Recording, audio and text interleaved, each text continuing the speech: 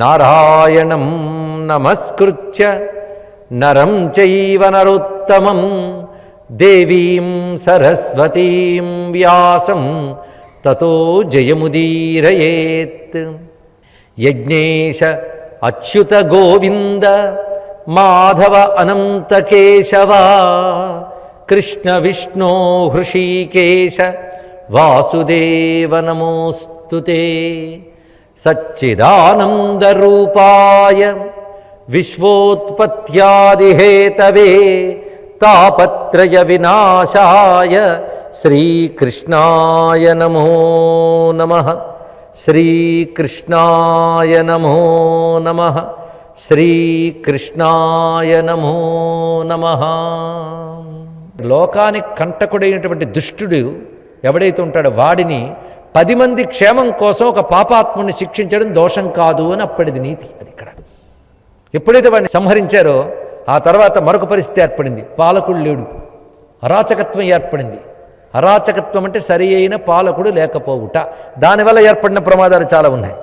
దీని నుంచి ఎలాగ ఇప్పుడు బయటపడాలని ఆలోచన చేశారు లోకక్షేమం కోరుకున్నటువంటి ఆ పెద్దలందరూ కూడా.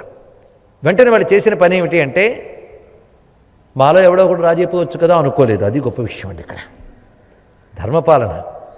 దానితో వాళ్ళు తిన్నగా అంగరాజు యొక్క భార్య పేరు సునీత, ఆవిడ వేనరాజుకు తల్లి. ఆవిడ వద్దకు వెళ్ళి, అమ్మా నీ కొడుకు శరీరాన్ని నువ్వు భద్రపరిచి ఉంచావు అంటే, అప్పటి శరీరాన్ని భద్రపరిచే ఒకానొక ప్రక్రియ ఉందనమాట. ఒక రకమైన తైలముతో ఆ శరీరం రాసి ఆవిడ భద్రపరిచింది. ఎందుకో ఆ తల్లికి ఆ బుద్ధి పుట్టింది, భద్రపరిచిందిట. ఆ శరీరాన్ని మాకు అప్పగిస్తే తద్వారా మేము ఒక ఉత్తమ సంతానాన్ని తయారు చేస్తాం అన్నారు ఇక్కడ. ఇందులో ఇప్పుడు అనేక రకాల ఆలోచనలు చేస్తున్నాం. కొంచెం ఆలోచించండి. మీరు క్లోనింగ్లని అంటున్నాం అంటే వాటి నుంచి ఇది పుట్టిందని నేను అనట్లేదు. వీటి మానాన్ని ఈ సైన్స్ ఇప్పుడు వచ్చింది. కానీ దీనికి సమాంతరంగా ఇలాంటి ఒకానొక సైన్స్ ఆనాడు పురాణముల్లో కనబడింది అంటే అప్పటి విజ్ఞాన ప్రకారంగా ఒకానొక విజ్ఞాన శాస్త్రం మనకు ఉండేది అని దీన్ని బట్టి అర్థమవుతుంది ఇక్కడ. ఇప్పుడు వాళ్ళు మథనం చేయడం మొదలుపెట్టారు ఆ శరీరాన్ని. పైగా ఇప్పుడు వేణుడనే జీవుడు దుష్టబుద్ధి ఉండొచ్చు, కానీ వేనరాజు శరీరం వాడి యొక్క పూర్వజన్మ కర్మల విశేషం చేత స్వయంభవ మనువు యొక్క వంశపరంపరలు పడ్డాడు వాడు. కనుక ఆ శరీరంలో వంశగతమైనటువంటి రక్తనిష్టమైన పవిత్రత ఎక్కడ ఉంటుంది? ఇది ఆలోచించవలసిన సూక్ష్మాంశం అండి ఇక్కడ. ఎంత అద్భుతమైన కోణం కనిపిస్తుందో చూడండి. కనుక వాడు పూర్వీకులైనటువంటి ధ్రువుడు కానీ, ఉత్తానపాదుడు కానీ, స్వయంభూమనువు కానీ, ఈ మధ్యలో గడిచిన తరాలు కానీ వాళ్ళందరూ మహాపవిత్ర చరిత్రులు, తపస్సులు, ధార్మికులు. బ్రహ్మ నుంచి స్వయంభువుగా ఉద్భవించిన వాడు స్వయంభువు. మరి వారి నుంచి వచ్చిన పరంపర గనక ఇతని శరీరమునందు ఆ దివ్యత్వం ఉంటుంది. అయితే ఆ జీవుడు ఈ శరీరంతో చేసిన పాపాలు అవి శరీరంలో సూక్ష్మ రూపంలో ఉంటాయి. జీవుడు వెళ్ళిపోయిన కానీ రెండూ ఉంటాయి.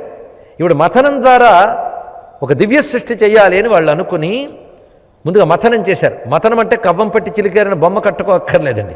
మథనం అనగా అందులో ఉన్న అణువుల్ని తీసుకుని మార్పు చెందించి రూపాన్నిచ్చుట అని భావన చేయవచ్చు. ముందుగా వాళ్ళ తొడ దగ్గర భాగం దగ్గర మథనం చేశారు. అప్పుడు వాడిలో ఉన్న పాప సంస్కారములన్నీ కలిసి ఒక నల్లని రూపం ధరించి బయటకు వచ్చేయట. నిషీద అని వాడిని దూరంగా పెట్టారు. తర్వాత భుజమథనం చేశారు. భుజమథనం అంటే బాహువులు, బాహువులు రక్షణ స్థానములు. ఆ బాహువుల్ని మథనం చేసినప్పుడు అందులోంచి మళ్ళీ ఒక మైథున సృష్టి జరిగింది. అలాగైతే స్వయంభూమను శతరూప వచ్చారో ఆ దేహం నుంచి ఏకకాలంలో వచ్చారు. మనం చెప్పుకున్న అయోనిజమైన సంతానం ఏకకాలంలో ఉద్భవిస్తే వారిని భార్యాభర్తృస్థానంలోనే చూడాలి. అక్కడ భుజమథనంలోంచి ఉద్భవించింది ఆయనలో పరంపరగా ఉన్న విష్ణు తేజస్సు. ఆ సూక్ష్మరూపమైన విష్ణు తేజస్సు అనేక భుజమథనంలోంచి ఉద్భవించింది. అర్చి అనే పేరు ఆ స్త్రీమూర్తిది. ఆ పురుషమూర్తి పేరు పృథు చక్రవర్తి. ఆయనే పృథు అని పేరు పెట్టారు. ఈయన ఉద్భవిస్తేనే దివ్య తేజస్సుతో ఉద్భవించాడు. ఆ జననమే చాలా ఆశ్చర్యకరమైన జననం. అలాంటి పృథు చక్రవర్తిని ఇప్పుడు రాజుగా నియమించదలుచుకున్నారు. పట్టాభిషేకం చేయడానికి వచ్చినవాడు సాక్షాత్ బ్రహ్మదేవుడే. అది ఆశ్చర్యకరమైన అంశం మరొకటి. పైగా దేవలోకం నుండి దివ్యులు మహర్షులు ఆశీర్వదించారు. ఎందుకంటే విశ్వంస సంభూతుడైన పృథు చక్రవర్తి ఈయన గురించి చాలా అద్భుతమైన మాట చెప్తారండి. ఈయన రాజ్యభారం తీసుకుని ఆ రాత్రి విశ్రమించి ఉండగా పొద్దున్న వందిమాగదులు వచ్చి లేపుతున్నారు. ఇది ఒక డిపార్ట్మెంట్ ఉంటుంది రాజుల దగ్గర. వీళ్ళు పని ఏమిటంటే పొద్దున్న నుంచి పొగడ్డం. దానికి కూడా అతను జీతం ఇస్తూ ఉంటారంటే పొగిడించుకుంటున్నారన్నమాట. అంటే పొగడ్తలకు బూస్టప్ అండి. నీవు ఇది చేసావు అది చేసావు అంటూ ఉంటే వాడు కొంచెం ఉత్సాహం పుట్టు మరి ఇన్ని చేస్తాడని అర్థం. వాడు ఎప్పుడు దానం చేయడం లేదు అనుకోండి, వాడి దగ్గర మీ దానకర్ణుడు, మీ చేతికి ఎముక లేదు అంటే అంటున్నాడు కదా అని 10 రూపాయలు విదిలిస్తాడు ఇక్కడ. అందుకు ఒక్కొక్కప్పుడు పొగడ్తలు వాడి కర్తవ్యోపదేశం చేస్తూ ఉంటాయి. ఇది చాలా అందమైన అంశం. వందిమాగదుర్తి స్తోత్రం చేస్తుంటే వెంటనే వచ్చి ఆపండి, నేనేం చేసే నిన్ను స్తోత్రం చేస్తున్నారు, ఇవన్నీ కూడదన్నాడు ఆయన. ఎంత తగ్గా చెప్పాడు. కాదండి ఇవన్నీ మీరు చెయ్యాలని చెప్పారు. అప్పుడు ఆ మహానుభావుడు ధర్మబద్ధమైన పాలన అందిస్తున్నాడు చాలా కాలం. కానీ క్రమంగా రాజ్యంలో కరువు కాటకాలు వ్యాపించాయి. ఆహారోత్పత్తి పోయింది, అనావృష్టి మొదలైనవి దాపురించాయి, భూమి నుంచి సస్యాలు ఉత్పన్నం కావడం లేదు, ఔషధులు ఉత్పన్నం కావడం లేదు. ఆ స్థితిలో రైతులు మొదలైన వారందరూ వచ్చి, సామంతులు వీరు వచ్చి చక్రవర్తితో మనవి చేసుకుంటున్నారు, పృథు చక్రవర్తితో. స్వామి, మొత్తం భూమి నుంచి ఔషధాలు లభించట్లేదు, సస్యాలు లభించట్లేదు, భూమి ఒట్టిపోయిన ఆవులా అయిపోయిందయ్యా అనంటే అప్పుడు ఈయన ఆగ్రహం పొందాడు. ఎందుకంటే భూమి మనకు సంపదలు ఎప్పుడు ఇవ్వాలి? ధర్మబద్ధమైన యజ్ఞయాగాదులు చేస్తున్నప్పుడు, ధర్మబద్ధమైన పాలన చేస్తున్నప్పుడు భూమి సంపదలు ఇస్తుంది అని శాస్త్రం చెప్తాను. కనుక నేను ధర్మబద్ధంగా పాలన చేస్తూ ఉన్నప్పటికీ కూడా భూమి సంపదలు ఇవ్వట్లేదు. కనుక భూమి ఎందుకు సంపదలు ఇవ్వట్లేదు కనుక్కోవాలనుకున్నట్టు మహానుభావుడు. దీన్ని బట్టి భగవంతుణ్ణి ప్రకృతిని నిలదీసే అధికారం ఎవరికి ఉంటుందయ్యా అంటే, ఎవడు ధర్మబద్ధంగా జీవిస్తాడో వాడికి ఉంటుంది. ఇది తెలుసుకోండి. అంతేగాని నేనేం పాపం చేశానని నన్ను అనుగ్రహించబో, నేను కొబ్బరికాయ కొట్టాను కదా అంటే అది చూసి నేను అప్పుడే అనుగ్రహించాలి భగవంతుడు. కానీ భగవంతుడినైనా నిలదీయాలంటే నీకు దగ్గర ధర్మం ఉండాలి. ఇది దీనిలో చెప్తున్న అంశం ఇక్కడ. పైగా ఏది చేస్తే సంపద వస్తోందని పరంపరాగతమైన శాస్త్రములు చెప్తున్నాయో అవి నేను చేశాను. త్యాగపూర్వకమైనటువంటి జీవితాన్ని గడిపాను, ధర్మబద్ధమైన రాజ్యపాలన చేశాను. అంతేకాదు వర్షకారకులైన దేవతలను యజ్ఞాదులచే తృప్తిపరిచాను, భూమికి సస్యకారకులైన వర్షకారకులైన దేవతల్ని ఆరాధించాను. అయినా ఎందుకు రాలేదు? అందుకు భూమిని నిలదీయడానికి ఆయన సిద్ధపడగానే భూమాత గోమాత రూపం ధరించి గోచరించిందట. కనబడ్డ వెంటనే గోమాత ముందు అంటే భూమాత ముందు నిలబడి అంటున్నాడు పృథు చక్రవర్తి, నువ్వు తప్పు చేస్తున్నావు సుమా, నేను ఇన్ని యజ్ఞములు చేసి ధర్మములు చేసినా నాకు నువ్వు సస్యాదులు ఇవ్వట్లేదు, లోకక్షేమం కోసం నువ్వు సరిగ్గా ప్రవర్తించడం లేదు, నిన్ను శిక్షిస్తాను జాగ్రత్త అన్నాడు. అప్పుడు భూమాత అంటోంది, నాయనా నీ మాటలు సమంజసమే, నువ్వు ధర్మస్వరూపుడివి, అందుకే నీతో మాట్లాడడం కోసం నేను ఇవాళ రూపం ధరించి నీకు కనబడుతున్నాను. ఇక్కడ నువ్వు చాలా గొప్పవాడివి, విశ్వంస సంభూతుడివి, అందుకే నువ్వు విష్ణు అవతారమే. మీరు జాగ్రత్తగా వింటే పృథు చక్రవర్తి కూడా 22 అవతారాల్లో ఒకటిగా చెప్పుకున్నాం మనం, గుర్తుందా? కానీ ఇది అంశావతారం అంటారు ఇది. కనుక పృథు చక్రవర్తి చరిత్ర వింటే భూమికి క్షేమం అని చెప్తున్నారు. అందుకే మన భూమి క్షేమంగా ఉండడం కోసం, మన దేశం క్షేమంగా ఉండడం కోసం పృథు చక్రవర్తి చరిత్ర విందాం. ఇందులోంచి కూడా సందేశాన్ని మనం పొందే ప్రయత్నం చేద్దాం ప్రతి కథలో కూడా. అప్పుడు భూదేవి అంటున్న మాటలు ఉన్నాయండి, ఎంత రమ్యమైన మాటలు. అవి గమనించితే ఆశ్చర్యకరమైన అంశములు తెలుస్తాయి ఇక్కడ. అస్మిన్ లోకే అథవా అముష్మిన్ మునిభిః తత్వదర్శిభిః దృష్టా యోగాః ప్రయుక్తాశ్చ పుంసాం శ్రేయ ప్రసిద్ధయే. ఇహలోకంలో పరలోకంలో కూడా మనం హాయిగా ఉండడం కోసం, ఇక్కడ అక్కడ కూడా మంచి అభివృద్ధిని సాధించడం కోసమని తత్వజ్ఞానం కలిగిన మునులు అనగా ఋషులు తపశ్శక్తి చేత ఏ ఉపాయములతో మనం ఇక్కడ అక్కడ బాగుంటామో ఉపాయాలు చెప్పారు. అది ఇక్కడ అంటే ఇహలోకంలో పరలోకంలో సుఖంగా ఉండడానికి కావలసిన ఉపాయములు తత్వవేత్తలు ద్రష్టలైన మహర్షులు ఉపదేశించారు. వాటిని అనుసరిస్తున్నంత కాలం వారికి లోకానికి క్షేమమే. తానాతిష్ఠతి ఎస్ సమ్యక్ ఉపాయాన్ పూర్వదర్శితాన్. ఇది గుర్తుపెట్టుకోవాల్సింది. పూర్వదర్శితాన్, పూర్వదర్శనం అంటే నీ పూర్వీకులైన మహర్షులు పెద్దలు అనుసరిస్తూ వచ్చినటువంటి ఆ ధర్మ మార్గములు ఏవైతే ఉన్నాయో వాటిని నువ్వు అనుష్ఠిస్తున్నంత కాలమే నీకు కానీ భూమికి కానీ క్షేమం ఉంటుంది. కానీ అపర శ్రద్ధయోపేతు ఉపేయాన్ విందతే అంజస. కానీ పూర్వీకులు చెప్పిన దాన్ని అపర తర్వాత వచ్చిన వారు అనుసరించాలి. ఇదే సనాతన ధర్మం అంటే. ఇది తెలుసుకోవాలి ఇక్కడ. ఇక్కడ స్పష్టం బాగా అర్థమై ఉంటుంది మనకి. తత్వవేత్తలని మునులు చెప్పిన ధర్మములు అంటే ఏమిటి? వేదములు, పురాణములు, ఇతిహాసములు, ధర్మశాస్త్రాలు, ఇవి ఋషులు చెప్పిన ధర్మములు. వీటిని అనుసరిస్తున్నంత కాలమే వ్యక్తిక్షేమం, సమాజక్షేమం.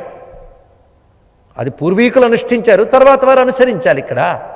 కానీ తాననాదృత్య యః అవిద్వాన్ అర్థానరభతే స్వయం. అటువంటి సనాతనమైన ధార్మిక సూత్రాలని అనాదరణ చేసి, తిరస్కరించి, విడిచిపెట్టి తన సొంతంగా ఎవడైతే బుద్ధికి తోచినట్టు ప్రవర్తించి స్వార్థం కోసం వ్యవహారం చేస్తాడో దానివల్ల ఏమవుతుంది అంటే ధర్మం దెబ్బతింటుంది. ఆ ధర్మం దెబ్బతినడం వల్ల క్రమంగా పంచభూతాలు క్షోభిస్తాయి. ఆ కారణం చేత భూమి యందు ఓషధులను పుట్టించగలిగిన శక్తి కూడా క్షీణిస్తుంది. నువ్వు ఇవాళ ధర్మబద్ధమైన పాలన చేసావు కనుక నన్ను నిలదీసి అడిగో.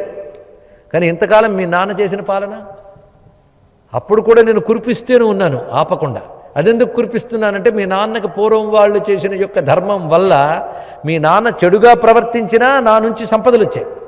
కానీ మీ నాన్న చేసిన అధర్మం వల్ల జరిగినటువంటి క్షీణత ఇప్పుడు నీ పాలన వచ్చేటప్పటికి కనబడుతుంది. పరిశీలించండి, ఎంత సూత్రం ఇందులో గమనించవలసినది. ఇక్కడ ఇవాళ మనం ఏమున్నా ఈ ధర్మం చేయకపోయినా బాగానే ఉన్నాం కదండి అంటే నీ పూర్వీకులు చేసిన ధర్మం వల్ల. ఇది ఆలోచించు. ఇప్పుడు నువ్వు ధర్మం చేయట్లేదు కదా, నీ తర్వాత తరాలకు ఉండవు. ఇది గమనించవలసిన ఒక అత్యద్భుతమైన సూచన ఇస్తున్నాడు ఇందులో గమనించవలసినది ఇక్కడ. అందుకు నీ పూర్వీకులు చేసిన దానివల్ల మీ నాన్న అధర్మపరుడైనప్పటికీ క్షేమంగా ఉంది. కానీ మీ నాన్న చేసిన అధర్మ ఫలం ఇప్పుడు కనబడుతుంది. నేను అన్నాళ్ళు ధర్మములు యజ్ఞములు లేకపోవడం చేత ఓషధులను ఉత్పత్తి చేసే సమర్థత నా నుండి పోయి భూమి యందు మిగిలిన ఓషధులను నా లోపలికి లాగేసుకున్నాను నేను. ఇప్పుడు కదా నువ్వు ధర్మానుష్ఠానం చేసావు, సరే ఇంకా కొంతకాలం పడుతుంది. కానీ నీ తపశ్శక్తి నీలో ఉన్న విశ్వాంసకు నేను సంతోషించి ఇవాళ నీ ముందు గోరూపంలో నిలబడ్డాను. నీకు నా నుంచి ఏం కావాలో పిండుకో. ఎవరికి ఏం కావాలన్నా ఇవాళ నా నుంచి పిండుకోవచ్చు. కానీ సరియైన దూడ సరియైన పాత్ర తెచ్చుకోండి అందుట. ఈ ఒక్క పృథు చక్రవర్తి కథని అనలైజ్ చేయగలిగితే, అనలైజ్ చేసి ఇంటర్నేషనల్ యూనివర్సిటీస్లో ప్రజెంట్ చేయగలిగితే ప్రపంచం గురించి, ఎన్విరాన్మెంట్ గురించి, విశ్వం గురించి అద్భుతమైన లెసన్స్ తయారు చేయొచ్చండి. అంత రహస్యం ఉంది. దీన్ని ఒక మోడర్న్ అప్రోచ్తో చూస్తే చాలా కనబడతాయి. కానీ ఇప్పుడు మనం ఒక భక్తి దృష్టితో ఉన్నాం కనుక అంత దూరంగా వెళ్ళట్లేదు. కానీ అటువంటి కోణాలు ఇందులో ఉన్నాయని ఒక సూచన ఇవ్వడం జరుగుతుంది. పరిశీలించండి. ఇక్కడ ఆ భూమి నుంచి పిండుకోవడానికి సిద్ధపడ్డారు. మొట్టమొదటి అవకాశం ఆయనకే ఇచ్చింది, స్వయంభూమనుకి. అయితే ఎప్పుడైనా పాలు పిండాలి అంటే ముందు దూడ వచ్చి చేపాలి, తర్వాత సరియైన పాత్ర పట్టుకెళ్ళాలి. ఇప్పుడు పృథు చక్రవర్తి ఈ భూమి నుంచి పిండుకోదలిచాడు. ఇక్కడ ఈ భూమి ఎలాంటిదంటే ఎవడు పిండితే వాడికి తగ్గ పాలు ఇస్తుందట. ఇది ఆశ్చర్యం అండి. ఇక్కడ మన గోవులు ఉన్నాయనుకోండి, ఎవరు పిండినా పాలు ఇస్తాయి. కానీ భూమాత అనే గోమాత ఏం చేస్తుందంటే ఎవడికి ఏం కావాలో అది ఇస్తుంది. ఇక్కడ దీన్ని బట్టి చెప్పడం ఏంటంటే ఎన్ని లోకాలైనా ఉండొచ్చు గాక, కానీ సర్వలోకాలకు కూడా వాళ్ళకు కావలసిన శక్తిని ఇవ్వగలిగే ఒకానొక ఆధారం భూమి యందు మాత్రమే ఉంది. అది తెలుసుకోండి. ఇక్కడ అటు దేవతలకు కానీ, ఇటు రాక్షసులకు కానీ, మహర్షులకు కానీ ఎవరికైనా భూమి ఆధారం. అందుకే భూమికి చాలా విశేషంగా మనం కృతజ్ఞతలు చెప్పుకోవాలండి. దివ్యలోకాలు ఎన్నున్నా భూమి. దీని గొప్పతనం వేరు. అది ఇందులో ఒక సూచన ఇస్తున్నాడు. ముందుగా స్వయంభూమనుడికి అవకాశం ఇచ్చింది. ఎందుకు ఈ మహానుభావుడిగా ధర్మము మొదలైనవన్నీ చేశాడు. అయితే ఈయన ఒక దూడను పట్టుకొచ్చేట, ఒక పాత్రని పట్టుకొచ్చేట. ఈ ఒక్కటి అంటే అందరూ ఎలా తెచ్చారో నేను వివరించాను. కానీ పృథు చక్రవర్తి ఎలా పుచ్చుకున్నాడనేది తెలుసుకోవాలి. ఆ దూడ ఎవరో తెలుసా? స్వయంభూమనువు. ఆ పాత్ర ఏదో తెలుసా? చేతులు అన్నాడు. ఇక్కడ ఏమిటి ఇందులో ఉన్న సంకేతార్థం గమనిద్దాం. భూమి నుంచి కావలసిన సంపద పిండుకోవాలి అంటే ముందు దూడ ఏది? ఆ దూడ చెప్పుతుంది. ఎవరైతను అంటే ఏమిటి? స్వయంభూమనువు అంటే ధర్మశాస్త్రకర్త, మనువు ధర్మానికి ప్రతీక, ఆది చక్రవర్తి, మానవ ధర్మాలు ఏర్పరిచినవాడు. అతడు దూడయ్యట అంటే అర్థము ధర్మము వల్లనే భూమి అనే ఆవు చేపబడుతుంది, పాలు ఇవ్వడానికి సమర్థమవుతుంది. అందుకే ధర్మము దూడయ్యింది. చేతులు పాత్రయ్యే అంటే చేతులు అంటే స్వయం కృషి. అంతేగాని ఏదో మనం ఇలా ఉందాం ఏదొస్తే అది పుచ్చుకుందాం అనుకోకుండా నువ్వు కృషి చెయ్యాలి, ఆచరించాలి, సత్కర్మను ఆచరించాలి. కానీ ఆచరించడానికి చేతులు ప్రతీక, స్వయం కృషికి చేతులు ప్రతీక. అందుకే భూమి నీకు కావలసిన సంపదలు ఇవ్వాలంటే రెండు ఉండాలి. ఒకటి ధర్మము, రెండవది స్వయం కృషి. ఈ రెండిటితో భూమి నీకు ఇవ్వగలదు. అని స్వయం కృషికి సంకేతం హస్తాలు, ధర్మానికి సంకేతం స్వయంభూమనువు. ఇలాంటి సంకేతాలు భాగవతంలో పట్టుకోగలగాలండి. అటు తర్వాత మహర్షులందరూ బృహస్పతిని దూడగా చేసుకుని ఇంద్రియములనే పాత్రలతో వేదజ్ఞానం అనే అమృతాన్ని పొందారన్నాడు. ఎంత రహస్యమైన విషయం చూడండి. ఇక్కడ బృహస్పతి అంటే బుద్ధికి బృహస్పతి ఆచార్యుడు, బుద్ధిశక్తి, విచారణా శక్తి. జ్ఞానం పొందారు. జ్ఞానం సర్వేంద్రియములతో గ్రహించగలిగారు. ఇక్కడ ఇంద్రియాలతో జ్ఞానాన్ని పొందారు. ఇంద్రుణ్ణి దూడగా చేసుకుని దేవతలందరూ కూడా యజ్ఞాది పాత్రలతో వాళ్ళకి కావాల్సిన అమృతము పొందారు. ఇలా ఒక్కొక్కరికి ఒక్కొక్కటి చెప్పుకుంటూ వచ్చారు. అసురుడు కూడా దీని నుంచే. కానీ అందరికీ అన్నీ ఇవ్వగలిగింది భూమి. అందరికీ అన్నీ ఇవ్వగలగడం ముందు పృథు చక్రవర్తి వల్ల జరిగింది. అంటే భూమి యందు ధర్మము నిలబడితే సర్వలోకములకు క్షేమం కలిగే స్థితి ఏర్పడుతున్నది. అది గమనించుకోవాల్సిన అంశం. అంటే దేవతలైనా సరే భూమి యందు జరిగే యజ్ఞాల వల్లనే పుష్టి పొందుతున్నారు. ఇది భగవంతుడు ఏర్పరిచిన ఒక విశ్వ ప్రణాళిక.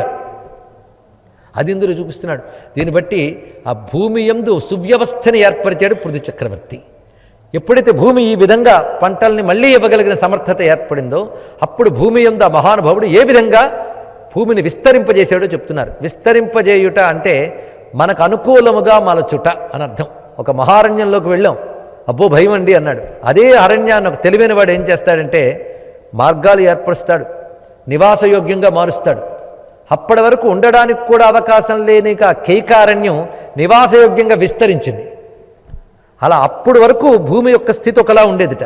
కానీ పృథు చక్రవర్తి చేసిన పెద్దది ఏంటంటే ఇప్పుడు మనం చెప్తున్న టౌన్షిప్ అనేటువంటివన్నీ కూడాను స్మార్ట్ సిటీస్ ఈ స్కీమ్స్ ఉన్నాయే ఇవి జాగ్రత్తగా గమనిస్తే పృథు చక్రవర్తి చేశాడు. అక్కడ మీరు గమనించితే ఆశ్చర్యకరమైన అంశం.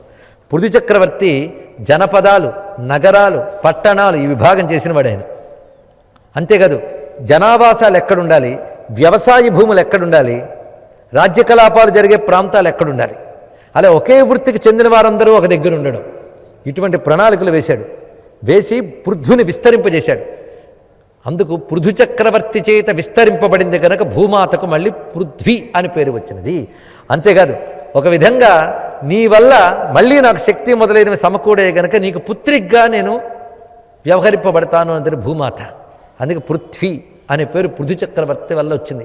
అసలు పృథు అంటేనే పృథు విస్తారే అనే ధాతువు, అంటే విస్తరింపజేయువాడు అని అర్థం. పేరు ఎలా ఉన్నదండి. ఆయన వల్ల విస్తరించింది పృథ్వీ. నిజంగా పృథ్వీ విస్తారమైంది కదా, అందుకే సరిపోయింది చక్కగా. ఈ కథని మనం వినేయడమే కాకుండా ఆలోచన చేస్తే ఎన్ని అంశములు ఇందు నుంచి పొందవచ్చో చూడండి. అది భాగవత కథలో ఉన్నటువంటి మాధుర్యం. ఫలశ్రుతులా చాలా బాగుంటాయి, వాటిపై చాలామందికి ఆసక్తి ఉంటూ ఉంటుంది, అది వేరే విషయం. ఫలశ్రుతి కూడా చెప్పాడు. పృథు చక్రవర్తి యొక్క చరిత్ర చాలా పవిత్రమైంది. పృథు చక్రవర్తి కూడా యజ్ఞయాగాలన్నీ చేస్తాడు. అక్కడ ఎందుకు చేసాడయ్యా అంటే పాపక్షయం కోసం యజ్ఞాలు చేయాలట. సుఖాలు ధర్మబద్ధమైన సుఖాలు అనుభవిస్తే పుణ్యం క్షయమవుతుందిట. ఎప్పుడైతే యజ్ఞముల ద్వారా పాపాలు పోయాయో ధర్మబద్ధమైన భోగాలు అనుభవించడం వల్ల పుణ్యం క్షయమైందో ఉభయకర్మ క్షయమే మోక్షం వస్తుంది అన్నాడు. ఇక్కడ ఆ యజ్ఞములన్నీ చేసిన తర్వాత విష్ణువు ప్రత్యక్షమయ్యడానికి ఏం కావాలని అడిగేటండి పృథు చక్రవర్తిని. అద్భుతమైనటువంటి ప్రశ్న. అప్పుడు తడుముకోకుండా ఈయన అన్నాడు, నీ కథలు వినడానికి నాకు 10,000 చెవులు ఇవ్వయ్యా అని అడిగేటండి పృథు చక్రవర్తి.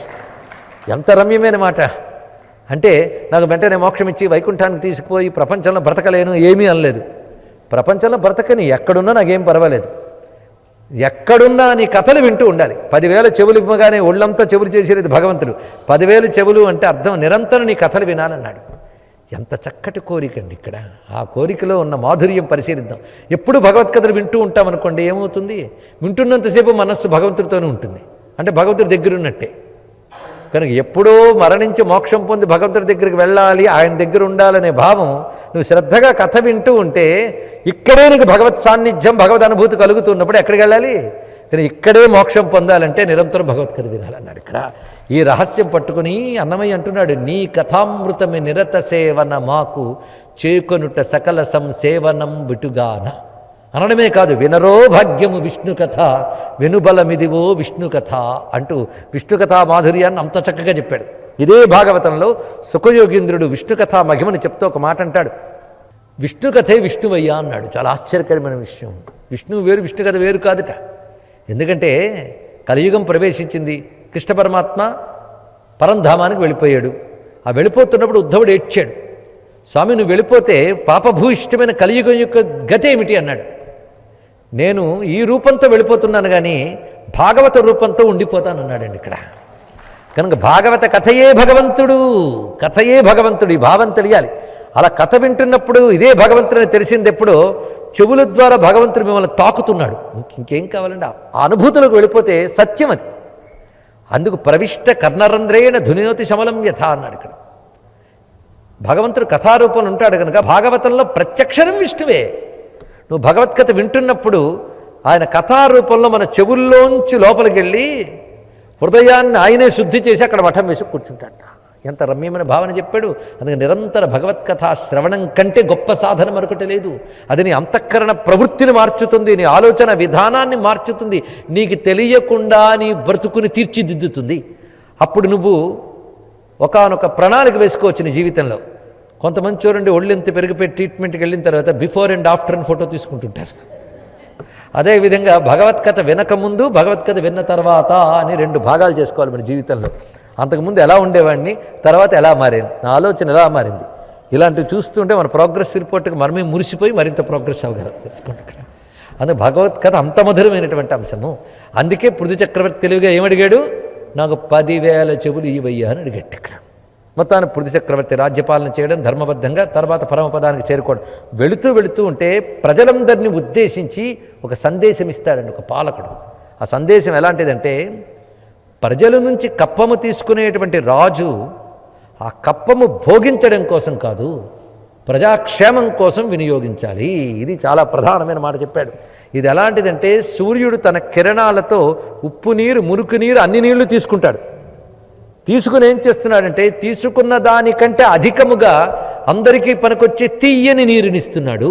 అందుకే రాజైన వాడు సూర్యునిలాగా కిరణాలతో నీటిని తీసుకున్నట్లు కప్పని తీసుకోవాలి. తర్వాత సూర్యుడే మేఘాలతో వర్షించినట్లుగా ప్రజలకు కావలసినవి ఇవ్వాలి.